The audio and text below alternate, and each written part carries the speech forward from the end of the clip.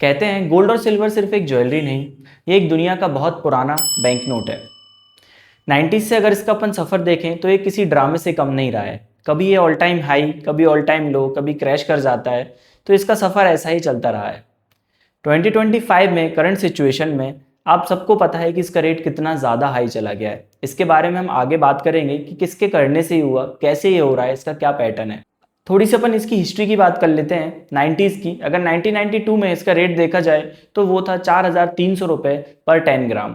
और फिर पूरे 8-10 साल इसने कोई ज़्यादा विशेष रिटर्न नहीं दिया है। 2000 में आके इसका रिटर्न केवल था 100 रुपये। ये था 4,400 रुपये, इससे ज़्यादा नहीं बढ़ा है। फिर इसका अगर अपन पैटर्न देखें तो सही गेम शुरू होता है 2000 से। 2000 से कैसे शुरू होता है? 2000 से एक अच्छा रिटर्न देना चालू करता है।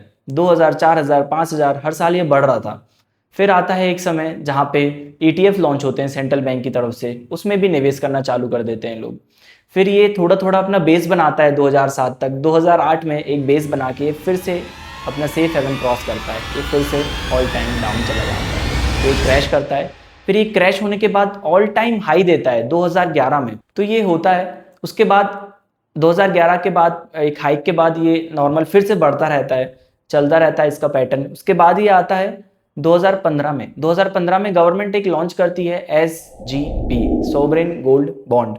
अब ये क्या होता है इसके बारे में मैं थोड़ा सा बता देता हूँ। ये ऐसा होता है, अगर मान लो मेरे को फिजिकल गोल्ड नहीं खरीदना है तो मुझे फिजिकल नहीं लेके मैं एक बॉन्ड में इन्वेस्ट कर देता हूँ। तो ना मेरा मेकिंग चार्जेस लगेगा, ना मेरी GST लगेगी। मैं सिर्फ कुछ भी चार्ज दिए बिना मैं सिर्फ गोल्ड खरीद सकता हूँ। अब ये कौन कितना कैसे खरीद सकता है इसके बारे में बताता हूँ। इंडिविजुअल, जैसे कि मैं अगर लेना चाहूँ तो मैं 4 किलो तक सोने में इन्वेस्ट कर सकता था बॉन्ड्स में। अगर एक ट्रस्ट या फिर कोई यूनिवर्सिटी कोई लेना चाहे तो फिर वो 20 kg तक कर सकती है।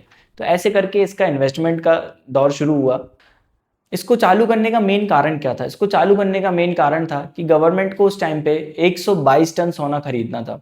अब वो 122 टन सोना क्यों खरीदना था? 122 टन सोना इसलिए खरीदना था क्योंकि गवर्नमेंट को डॉलर जो था वो बहुत ज़्यादा तेज़ी से बढ़ रहा था। अगर उस टाइम पे इसको नहीं लाते तो डॉलर 90 से भी क्रॉस हो जाता, जो रुपया को दबा रहा था।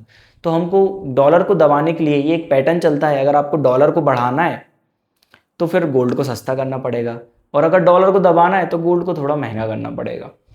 तो गोल्ड स्टॉक आपके पास होना चाहिए। तो 122 टन की कमी पड़ रही थी। 122 टन का स्टॉक अगर ऐसे लेने जाते तो बहुत ज़्यादा खर्चा होता है, तो वो ना हो इसलिए गवर्नमेंट ने SGB लॉन्च किया, ताकि लोग फिजिकल सोना ना लेने की बजाय डायरेक्ट बॉन्ड्स में इन्वेस्ट करें।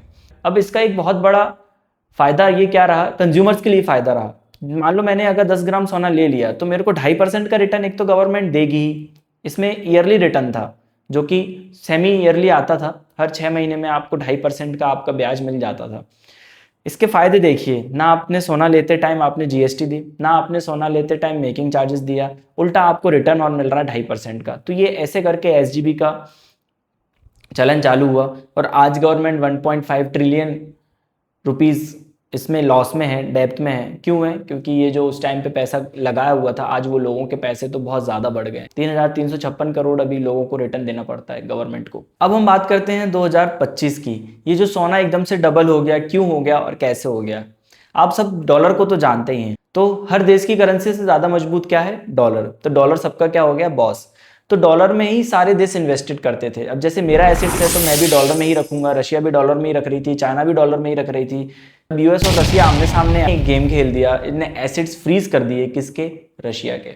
अब जब रशिया के एसेट्स फ्रीज कर दिए जो कि डॉलर में इन्वेस्टेड थे, तो फिर सारे देशों की आंखें खुली और सारे देशों ने मिलकर एक मीटिंग रखी कि यार अब डॉलर का कुछ तो करना पड़ेगा। तो ऐसे करके लोगों ने सोचा कि सोना किसी के हाथ का रकम नहीं है, सोना तो अपने आप में ही एक रुपया है। तो फिर इनने सोने में इन्वेस्ट करना चालू किया, सोना और चांदी में, दोनों में बहुत अच्छे से इन्वेस्ट किया। तो इस चक्कर में आज ये रेट इतने ज़्यादा बढ़ चुके हैं, और 1% कहा भी जा रहा है कि एक बबलगम इफेक्ट है, ये एकदम से सोना नीचे आएगा ही।